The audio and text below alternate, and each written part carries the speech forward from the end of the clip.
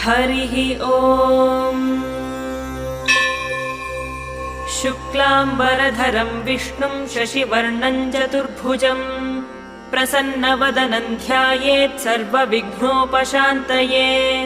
यस्य द्विरदवक्त्राद्याः पारिषद्याः परश्शतम् विघ्नं निघ्नन्ति सततं विश्वक्सेनं तमाश्रये। व्यासं वसिष्ठनप्तारं शक्तेः पौत्रमकल्मषम् पराशरात्मजं वन्दे शुकतातन्तपोनिधिम्।